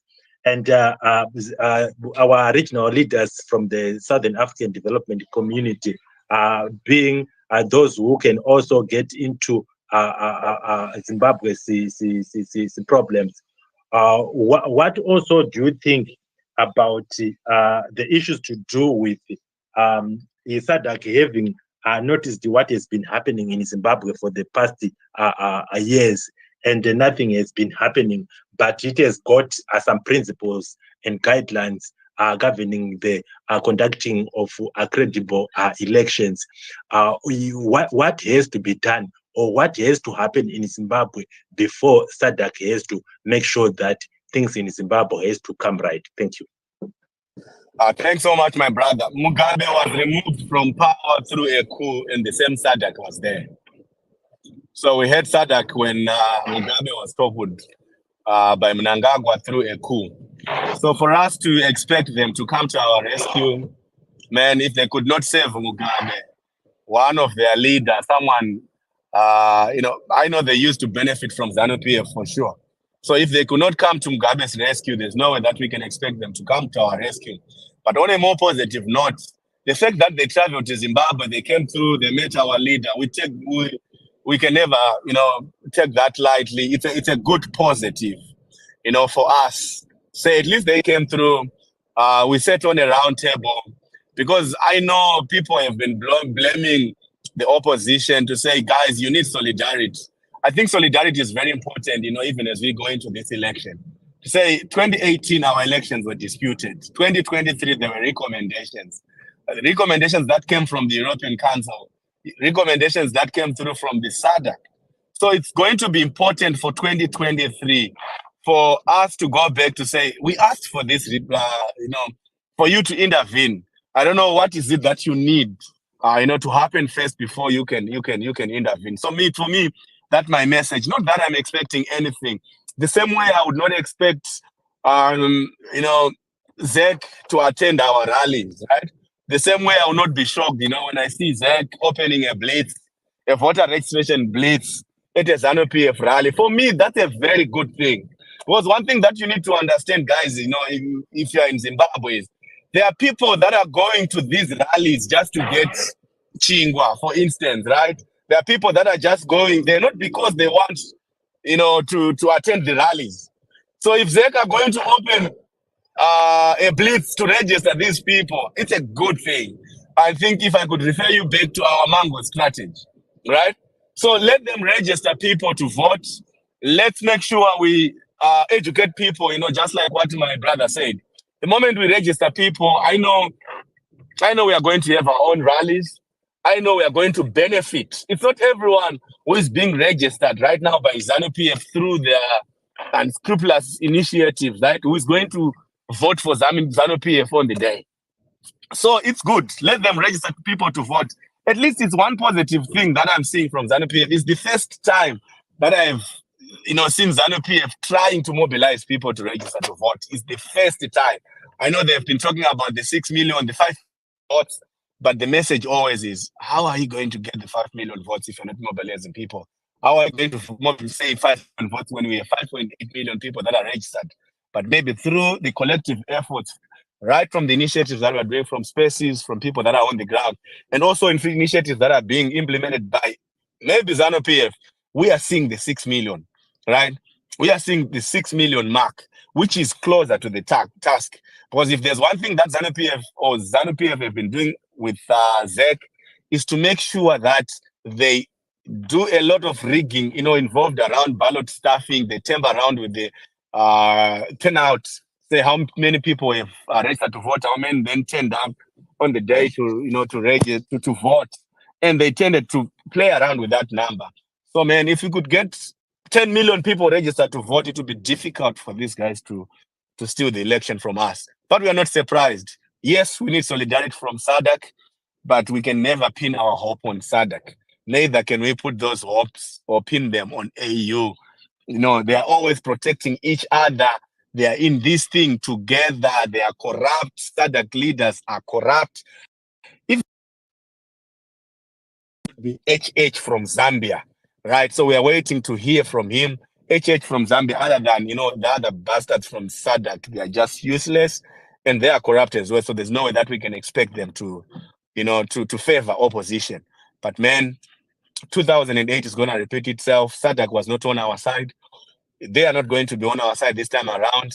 With this citizen initiative, the fact that we're not going to be having double candidates, the fact that we are having leaders that are coming from the communities, not leaders that are imposed, right? Leaders that are coming from the communities, and also the initiative that was, I think that Mambo Sosa started on to say, before you are selected, before your name is on the ballot box, on the ballot paper there, bring 100 new voters, people that you have registered to vote. So you look at that, the effect, the fact that we have people that are mobilizing people to vote, people that really matter. It's going to be a game changer. The regime is afraid.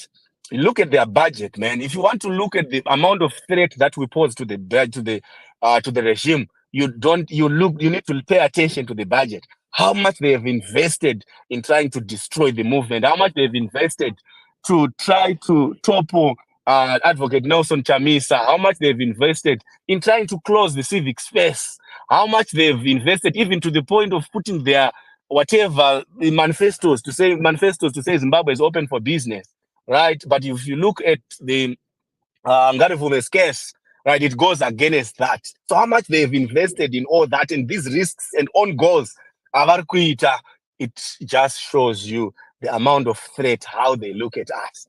Ndara, kana uchenda kunorwisana nechosvo hauende ne14 pounds hama. Okay, you need a 14 pounds hammer. Kana uchida kunorwisana nechinhu chinoda 14 pounds hammer. Kana uri kuboxing, kana uda kunorwisana Adesanya, you need to cut weight. Yoenda murange ya 180 pounds for Adesanya. Kana wakuma 250, 260, tinokuendesa kuheavyweight. Ndo pane ZANU-PF. They look at us, at least to my lightweight, to my heavyweight, because they try to capture everyone, including the judiciary. just because of Nelson Chamisa and the Triple C. Thank you, my brother. Gonna be leaving the space now. I've got other commitments, but it was really nice to hear from citizens. And also, thanks so much, man, for this space. Much appreciated. Dr. Malfa, our minister.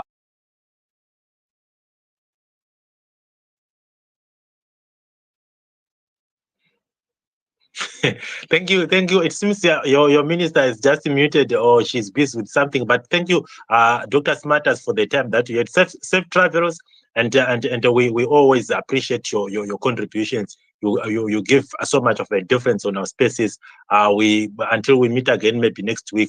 Safe travels. Dr. Mafa, can you hear me now? Yeah, I was hearing. I thought it was you who was supposed to speak. I hear you. No, yeah, it's fine. Okay, it's okay. Go ahead.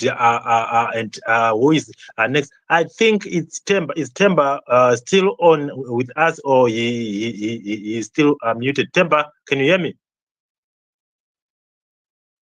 Okay, that's no problem. What I'm gonna do is we've got Baba Jason here. I'm Komatino. Let's give Baba Mateo the time to give his views. Thank you.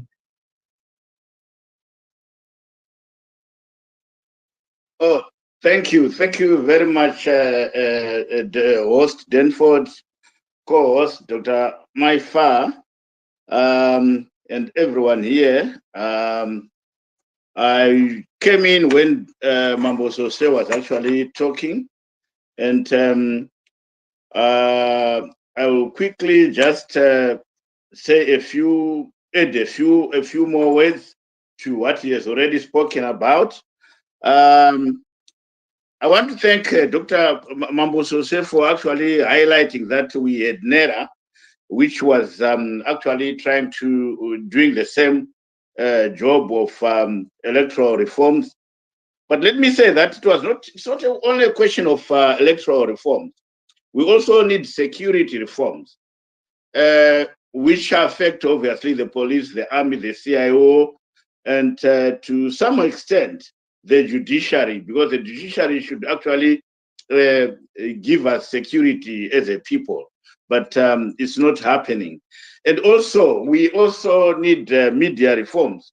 If you look in the Herald today, or if you look, you listen to ZBC, you can only hear about President Chamisa when it is something, they are saying something negative. There is never anything positive.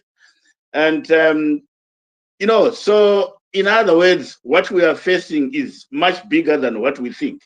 But not that we cannot win the war. Yes, I know it's going to be tough because ZANU-PF itself does not want to reform itself out of power. That's why we are seeing that way back from 2016 up to today, we have gone 7 years now, and those reforms are not coming. Even if you put them in parliament, ZANU-PF will not budge, even if you put them anywhere else, because they know if reforms are done today, then they are out of power. But the solution, only solution that we have, is to actually make sure that people are registered to vote, as many as possible. And many people vote, and after voting, people defend the vote. That's the only way, because anything else expecting ZANU to do the reforms is actually like, I don't know, asking the impossible. Because, and also at the end of the day, what we should look at is ZANU actually thinks that if it continues to refuse to reform, then one day the Triple C, for example, now will actually say, we are not participating in elections, and they will celebrate, because that is what they will be looking for. Because as you can see now, if you look, I mean, I've been on the ground several times already this year, and if you find that, if you go into the rural areas, and you will discover that the awareness is doubled from what it was in 2018. So everyone is in the rural areas is now aware of their environment. They are now aware of what ZANU-PF is doing. They are now aware of how clueless Mnangagwa himself is. So we should only encourage them, as I can't remember who actually said it, that we in the diaspora, we actually make sure we get in touch with our relatives, our friends in the rural areas, our neighbors in the rural areas, our neighbors all over the country, and make sure that they register to vote. If we register big, like the president always says, we will win big, because it is very not easy for ZANU-PF to be able to rig if the figures are quite big, But if we've got small margins, then that's when you see that ZANU-PF is able to rig. So I think let us continue to urge people to register, because registration is ongoing. People should know, and now there's going to be, a registration of IDs and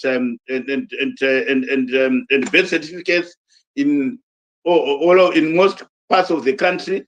That is, we should take advantage of that and let the young people that are coming out of school, that are getting to the age of 18, make sure that they are already registered, so that they are able to actually vote this coming year.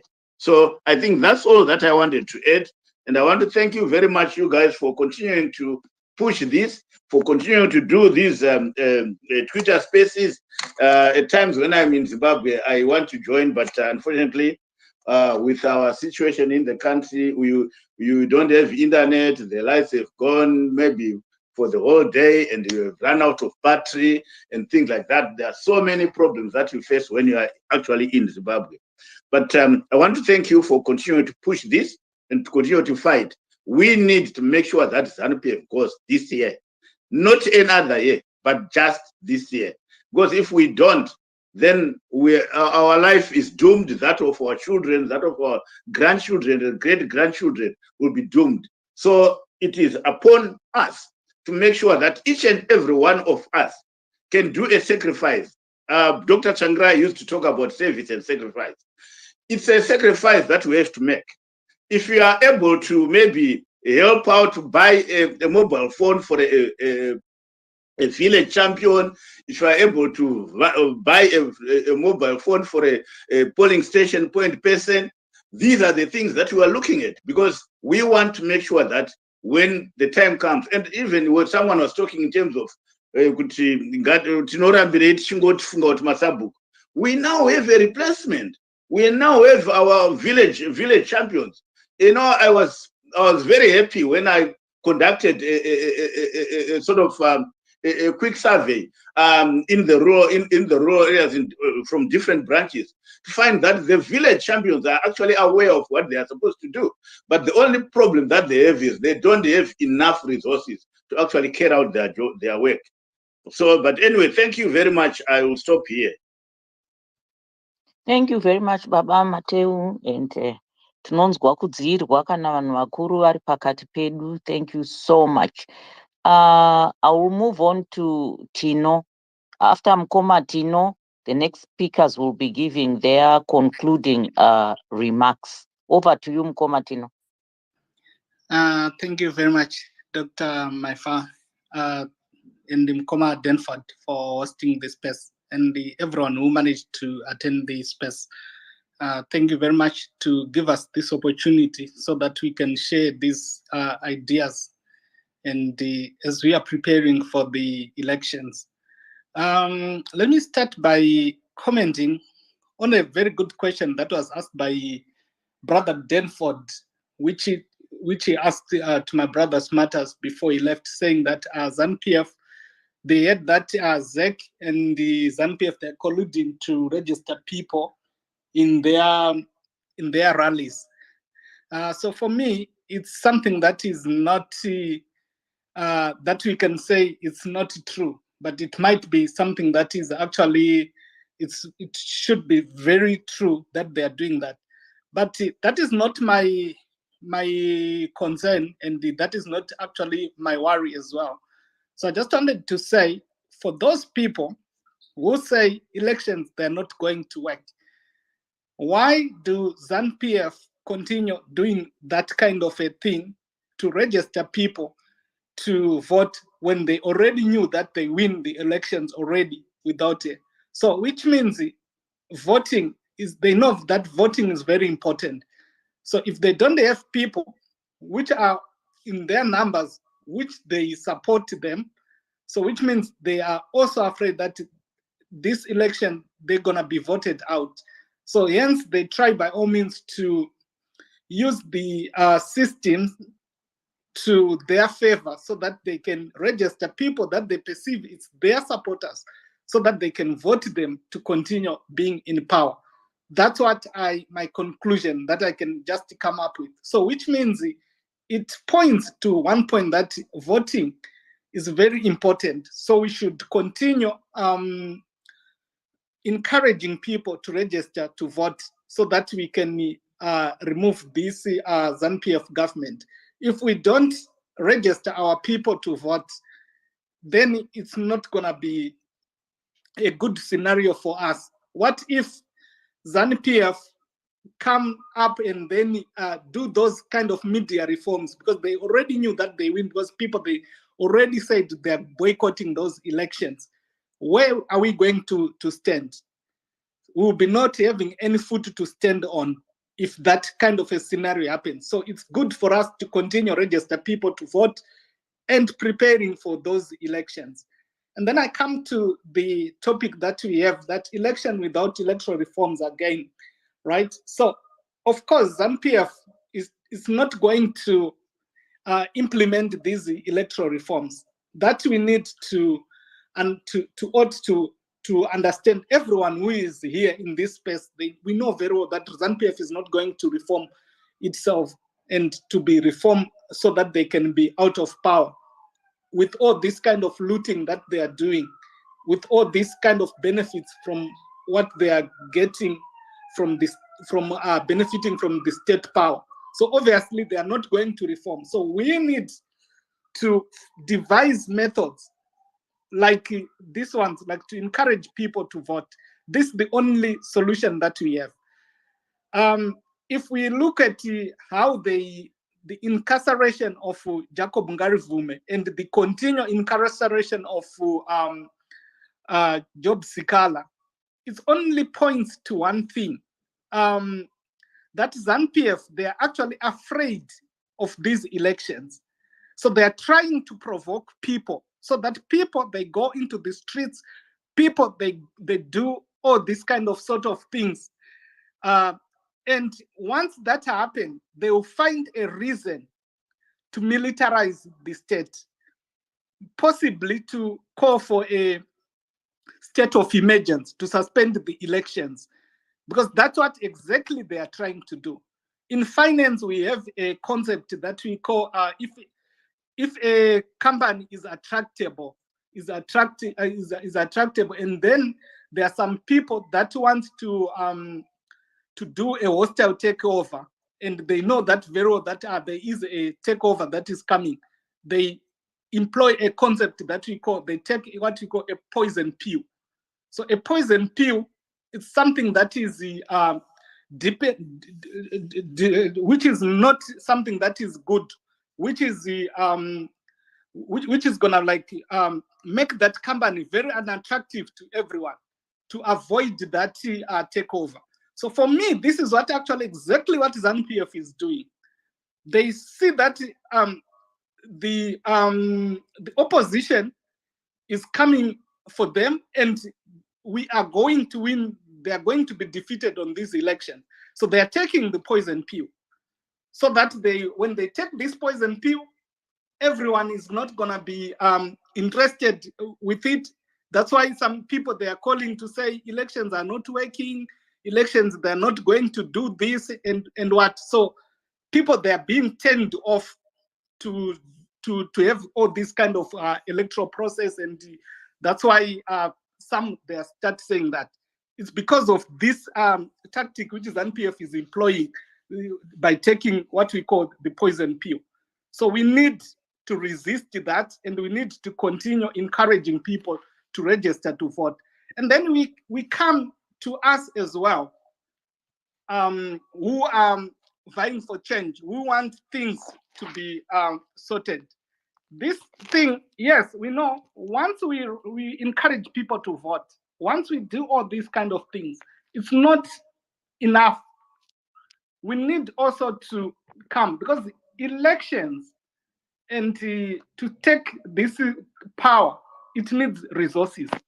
So we need also to start mobilizing these resources, because if we don't have we might register as many people as we can, especially in those rural areas or wherever in our constituencies. If we don't have polling agents, if we don't have people that are going to be there during that election day to man these ballot boxes, ZANU-PF is going to be easy for them again to rig. So we need to mobilize the resources as well. So it is our duty to make sure that we have enough polling agents.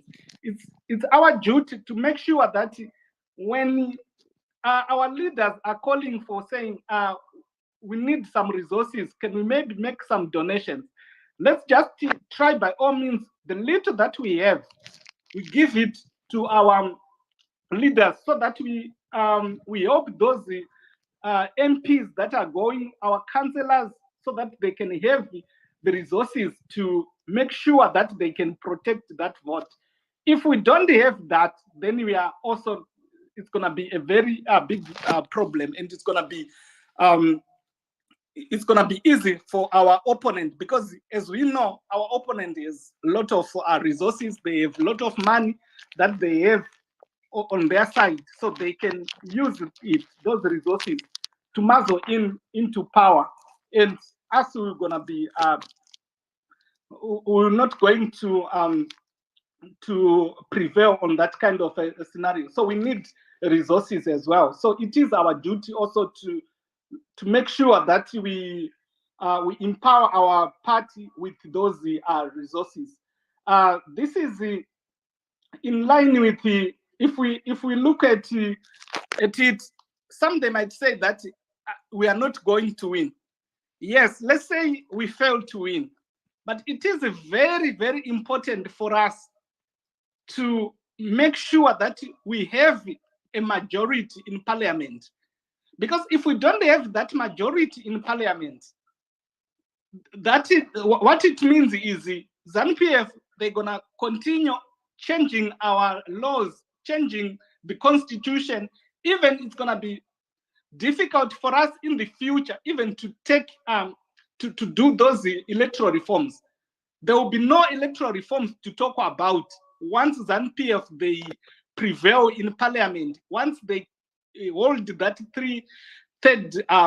two-thirds majority in parliament. There will be no electoral reforms in future. Then we forget and smile about that. So it is our duty also to make sure that we have the people in parliament. Those people in parliament, that means we also have resources with our political party. It have resources in future, that we are not going to continue making these donations to the political party, because we'll be still having some resources. That is the reason why ZANU-PF, after the 2018, they take MDC Alliance from Advocate Nelson Chamisa, our president, to give it to Monzora, because they wanted to choke him with resources so that he don't have money to prepare for these coming elections. That was the intention. So we need to make sure that we continue having MPs that are gonna also benefit from the from the parliamentary fund that is gonna be given for the political party funding, so that we remain having it. So this is very important, that we need to continue pushing for that. So if we don't go for elections like what other people are saying, then that's what exactly ZANU-PF wants us to fall into. So that will be the end of us. So that's what I just wanted to say there, Brother Denford and Dr. Maifai. Thank you very much, everyone, for giving me this opportunity to listen to my submission. Thank you. So thank you, Mukoma Tino. But before you go, I know we are about to finish our space. And I understand you are going to be having your special space tomorrow about, I wouldn't want to preempt. This opportunity. Sorry, Commander Denford, it's in next week, not tomorrow. Oh, okay, it's okay. Yeah, I thought it was. Thanks. Oh, no, it's okay. Thank you very much. So let's go to Mukoma champion. After which we'll go to Mambo Soswe as we round up our program. Thank you.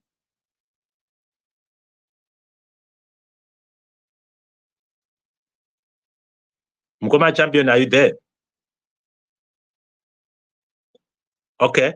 If Mukoma champion is not there, Mambo Soswe, can you give us your closing remarks before we close?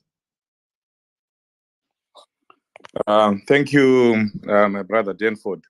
I think this space has made it abundantly clear that irregardless of what ZANU-PF continues to do in as far as electoral reforms are concerned, we are going to go for elections. And we as the citizens, we the people, have to be prepared to fight, to play our part, to do whatever we can. And you as a person, find a role that you play, plug in some way so that we ensure victory in 2023. I think one thing that we need to be grateful for is what President Chamisa has done. I think he has given us the necessary ingredients for total victory in 2023. Just the fact that he has opened up the movement to the citizens, given back power to the citizens, taken away power from the political actors, from the political leadership, and given it to the people. That's a huge thing. Any struggle is won by people. It's won by the support of the people. ZANU-PF won, or we won the liberation struggle, not because we had superior weapons, not because we are superior in tactical ideas, but because we had the support of the majority.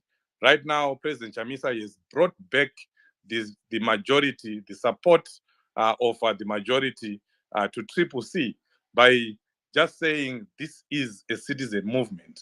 If you are seeing what is happening in the rural areas, even here in the diaspora, we have seen an increased amount of people that have come, that are joining, that are plugging in with resources, because they feel welcome. Before there'll be this red tape, this gatekeeping, people failing to do what they needed to do because there was this hierarchy, there was this leader, and I think Ndara Mateo will tell you what is happening in the rural areas right now. That people, for the first time ever, I've never seen it anyway. You read the history books. There's never been a situation where people are given an opportunity to choose leaders, to choose their representatives from urban councils to parliamentary to the presidential candidate at street level, at village level. Pa street vanhu vonzi garai pasi mutaurirane kuti wamuri kuda kuti akumirire as a councillor ndiani, wamuri kuda kuti akumirire as a parliamentarian ndiani, wamuri kuda muno muna 5 street kuno kumabvuku ndiani wamuda kuti aite president at street level. It has never happened. Woenda kumusha, kumusha, pamusha, because at every village there is a village point person. Just like we have a street point person in cities, we have a village point person. They gather, they talk, they caucus, and they come up with a candidate. I mean, that's the most transparent way of choosing representatives, and they have a chance, an opportunity to speak, to talk. This councillor was corrupt. We don't want him. Look what he did. And I pray to God that the councillors that were corrupt are going to be taken off. The members of parliament that we had, are also going to be taken off because they're not speaking in parliament, especially those that never spoke in parliament. I was interviewing one of the parliamentarians from Tare. I asked him, you were a parliamentarian for for 20 years, 4 terms. Have you seen a situation where someone has never spoken, for a whole year in parliament? And he confirmed that. We had people like that. So these people are definitely going to be removed by the people, not by President Chamisa, not by the party leadership, but people know, people see what you have been doing. If you're not coming back to the people, people are going to get rid of you. If you were corrupt, if you were that councillor that came into council and you were walking, you had a bicycle, now we have 4 cars, state-of-the-art vehicles, you now have a mansion. People are seeing you because they live with you. They are your neighbors. They see that this person has just started amassing wealth. Where did he get that from? I'm saying this because I'm informed that these are the discussions that are going on when people are discussing at street level. So I'm saying we have been given, the tools, the strategies. They've also been given by the president, by the party leadership. You talk of the Mugwazo that we're running with. We are still running with it. We have penetrated the rural areas. We have penetrated the rural areas in a manner that ZANU-PF is even shocked right now. That's the reason why they're running scared. That's the reason why Emerson Mnangagwa is delaying to announce the election day, because he knows he's going to lose this election. That's for sure. And it's because of some of these strategies. 1+5, that 1+5 strategy that President Chamisa was talking about. It's not only a strategy for voter registration.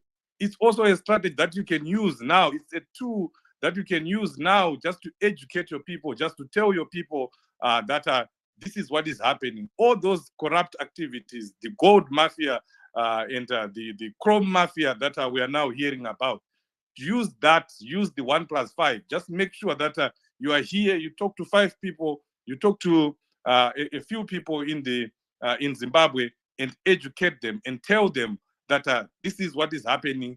Our country is on its knees, not because of sanctions, but because of looting, because of massive corruption that is going on. So you can still use that 1+5. Burumango strategy. A lot of people don't know about it. So talk about it. Tell the people in the rural areas, tell the people in that they know about that haufanirwi kungorohwa nevanhu vezanu nekuti waramba kuenda kurari. Enda kurari yacho iyoyo. Kana kuchipiwa chikafu, enda unopiwa chikafu chacho ichocho. Kana zichinzi unofanirwa kunge uine kadhi reZANU-PF, tora kadhi reZANU-PF unopiwa munda, tora kadhi reZANU-PF unopiwa mbeu iri kupiwa vamwe. That's a strategy. So we have all the tools. We have the necessary ingredients for us, to win 2023. All we need to do right now is for us to play our part. Not that I'm minimizing what you have already done, especially you people in the diaspora. In my 20 years in the diaspora, I've never seen such involvement of the people in the diaspora. We have worked. You guys have worked. There is no history of Zimbabwe that will be written and the people in the diaspora will not be talked about. We have done a lot. So the key word then is more. Let's do more so that we just cross these 4 months. We're only left with 4 months. So let's do the best that we can, find something that you can do. If it is donating to the fundraisers that are going on, keep donating to the women task force, keep donating to the youth task force, keep donating to the call to act fundraiser, keep donating to the various fundraisers that are going on in the UK. I know UK is an election fundraiser. Here in North America, we also have an internal fundraiser that is to date raised over $20,000 that we are keeping for the elections. Find somewhere where you plug in so that you'll be able to say, I did this, I did that. You may not be able to go and vote or register to vote, but there is a lot that you can do, especially in terms of voter education. I'm big on education, maybe because of my history as a teacher. I'm big on education, that let's do what we can. ZEC is supposed to be doing voter education, but they deliberately never do that. They have a budget, they have millions of dollars budgeted for voter education. But have you ever seen anything in terms of an advert? You see them maybe a month or two before elections, they'll get one of the comedians to do a commercial, but that's all they'll do. So it means we are on our own in terms of voter education. We have to do our own voter education as a party, but you can also do your own voter education to your community as an individual. If we do that, I'm telling you, I have no doubt that we are going to win big if we act big. If we begin now, just 4 months, let's just begin to accelerate. Let's just begin, all of us, to get into that next gear. Let's double up our efforts so that all the efforts that we have put in the past 4 years don't go to naught. But victory is certain. Thank you. Thank you very much, Mampusose, for your concluding remarks. Nkoma Champion, are you back for your concluding remarks? Nkoma Champion? Probably he's away from his gadget. Let me ask Baba Mateo to give his concluding remarks. Over to you, Baba Mateo. Oh, sorry. Let me just say, those are the electoral reforms that are needed, but what needs to be done is what needs to be done, which is mobilizing and to go and vote without fear or favor. I would urge people not to be scared of the issue of reforms. Reforms are not going to come from our delinquent player, because we know that he is not even popular even to a lizard in the cave. So there is nothing to fear about. The only thing that people have to do is to make sure that that vote is defended well. Once that vote is defended, they are not going to put any spoiled paper there, and they are going to be embarrassed. And that's what is going to happen. Thank you so much.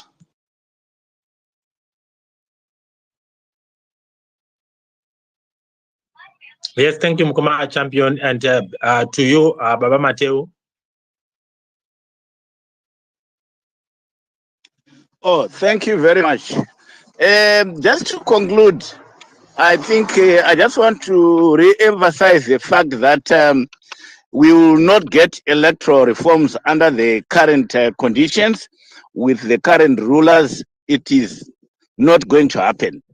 So therefore, it is really up to us to make sure that we conscientize our people, we ask them to register, we ask them to defend the vote, we ask them to make sure that they don't leave anybody behind on the day of voting. Because as it is right now, everybody, most people in the rural areas are now aware that they are not going anywhere with this government, and that this government just has to go. And what is left is like talking about the Burumango. Where I come from, they've said we are not even going to do that. If they bring in inputs, we'll crowd there, take the inputs, and go. But we are not going to attend their rallies, because we will just be giving them credence for nothing. So the people are so determined now more than ever before. I've never seen a determined Zimbabweans like I did this last time, just about 2 weeks ago, because now they realize that they will continue to suffer. This government is not going to change anything. Their lives will continue to be poor. They are going to continue to let the Mnangagwa and the elite make themselves rich using our own resources. And also, let us spread the word as much as possible. Let's talk about this gold mafia. Let's talk about this looting of our minerals. Let's talk about everything that is happening. When we make discussions, before you actually say you have someone that you are actually have sent money to go and ask them to go and lecture to other people that the situation has to change, that you cannot continue to feed them anymore, that it is up to the people to liberate themselves. Because if we don't let them know, they will continue to expect us to do everything for themselves, for them. So let us continue to fight. Let us continue to give resources like the Mambo Sose was saying just now. It is very important. We should realize that our party has no money and our party cannot survive. But let me tell you what, interesting thing is, if we can only get 10% of the resources that ZANU-PF has got, we will have done, we will sweep to victory. That I can assure you. If you can only get 10%, just 10% of what they've got, we will sweep to victory because we have got the resources. The people are our most precious, precious resources. They are there and they are ready, and all they want is a little bit of a push, and then we will be done. Thank you very much. Thank you very much, Baba Mateo, for your concluding remarks. I want to thank everyone in this space, all the listeners, and all the speakers who gave powerful submissions, and the host for creating time for us to meet as a family, as Zimbabweans, to see the way forward as far as electoral reforms are concerned. Yes, Chunu Chedu, let's not be discouraged. Let's encourage people to vote, regardless of irregularities. We'll make it.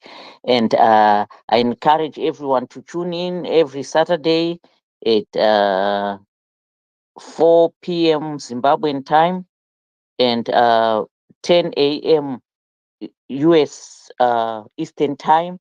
Thank you so much. We appreciate your contributions, and we wish everybody a pleasant week, and let's encourage people to tune in to Change Radio, to the Facebook page, and I encourage everybody to like and to subscribe to our YouTube channel, which is called Reshaping Zimbabwe, because once we subscribe, we can share it with families.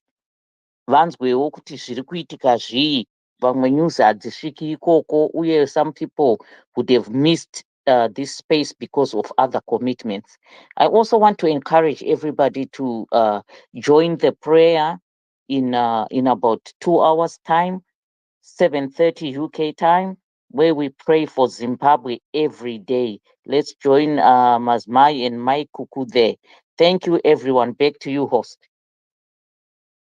Mazvita enyu Dr. Maifa, tinotenda vese vauya vachitaura paprogram ino, tinotenda vateereri vedu vari paprogram ino.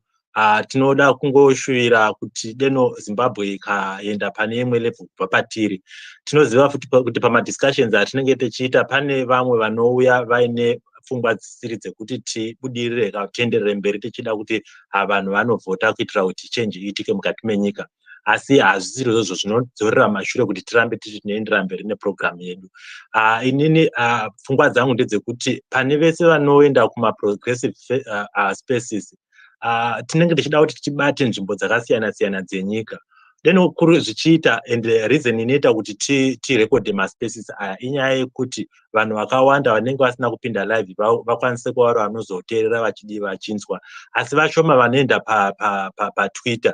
Tinenge tichishandisa kana kuti munhu anenge akasununguka achiti maspaces akaita saiwaya oenda pashare paya, oenda kunana WhatsApp inowanikwa nyange kuzumba maramba pfungwe, inowanikwa kubhoyera, inowanikwa kwaRusape, kupi kwese kwese ikoko.